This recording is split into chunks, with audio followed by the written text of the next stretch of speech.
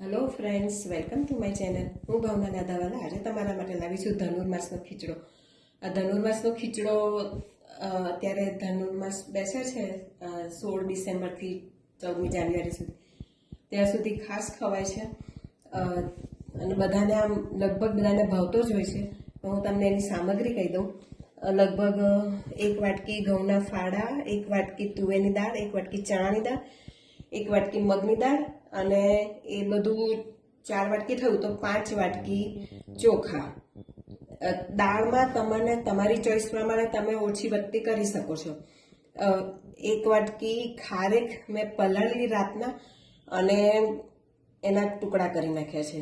કાજુ દ્રાક્ષ, આ મસાલો ખીચડાનો સ્પેશિયલ, એમાં તજ, લવિંગ, સફેદ મરી, એલચી, જાવંત્રી અને જાયફળ.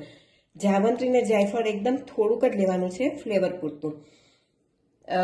આખું મીઠું લેવાનું છે, આખા મીઠાનો ટેસ્ટ વધારે સારો આવશે. હળદર અને આ આદુ મરચાં ક્રશ કરેલા છે.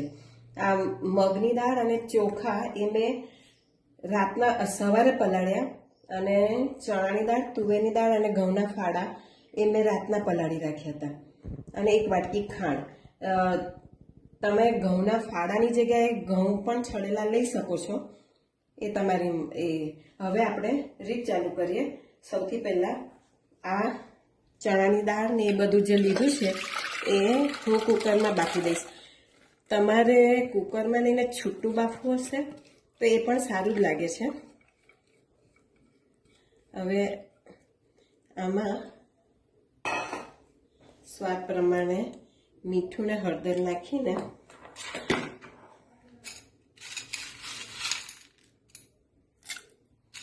આખું મીઠું નાખશો તો વધારે સારો ટેસ્ટ આવશે.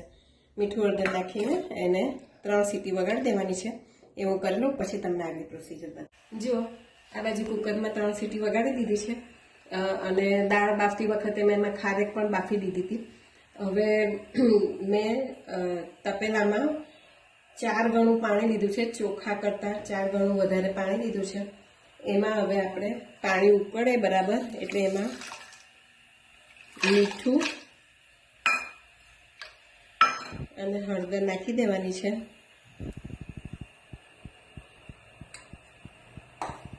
આ પાણી સરસ ઉકળી જાય ત્યાં સુધી મેં તમને બતાવી દઉં. મેં આ જે મસાલો હતો એ ક્રશ કરી લીધો છે અને ઘીમાં કાજુ, બદામ અને દ્રાક્ષ એ ત્રણેય શેકી લીધું છે. એટલે પછી હું તમને એની એ બતાડું. આ પાણી બરાબર ઉકળે એટલે આપણે ચોખા નાખવાના છે, એ પછી બતાડું તમને. જો આપણું આ પાણી સરસ ઉકળી ગયું છે. હવે ઉકળી ગયું છે એટલે હવે આપણે એમાં પલાળેલા ચોખા અને મગની દાળ એ બે નાખી દઈશું. મેં ચોખા અને મગની દાળ સવારે જ પલાળ્યા હતા અને તુવેરની દાળ ને બધું રાતના પલાળી દીધેલું. તમે એ તુવેરની દાળ ને બધું કુકરમાં નહીં બાફો, છૂટી બાફશો તો એ પણ સારી જ લાગશે.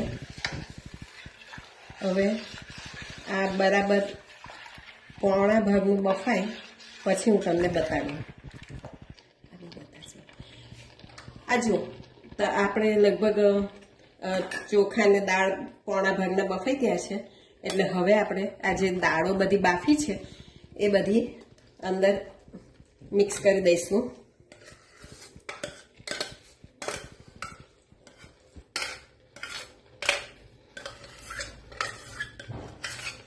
હવે એને બરાબર સરસ હલાવી લઈશું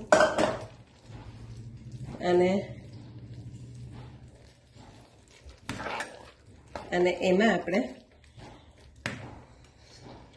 આદુ મરચાંની પેસ્ટ નાખવાની છે. આમાં આદુ છે જ આગળ પડતું નાખવાનું છે. આદુની ફ્લેવર આમાં બહુ જ સરસ લાગે છે. અને આજે આપણો સ્પેશિયલ મસાલો બનાવ્યો છે એ નાખી દઈશું.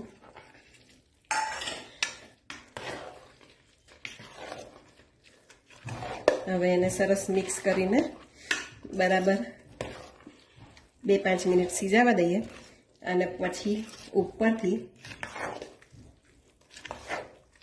ખાંડ નાખી દઈએ. એમાં ખાંડ લગભગ 1 વાટકી જેટલી જોઈશે. ને ખાંડ થોડીક વધારે જોઈએ છે.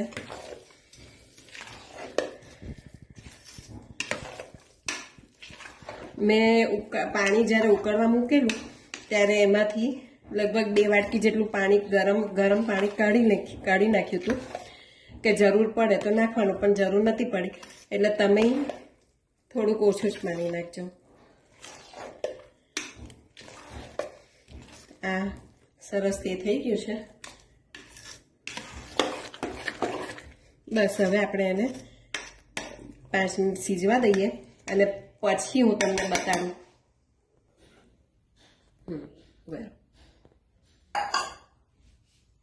જો આ ખીચડો સરસ સીજાઈ ગયો છે.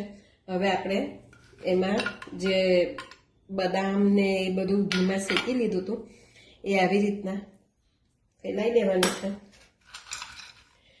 કાજુ, બદામ ને દ્રાક્ષ, આમાં ડ્રાયફ્રૂટ ભરપૂર જોઈએ છે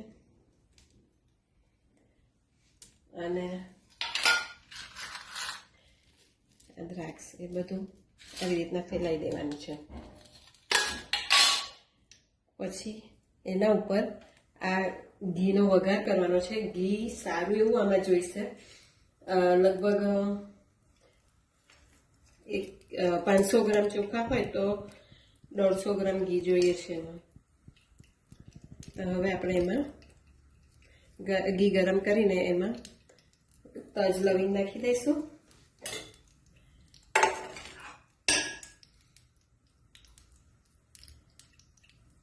અને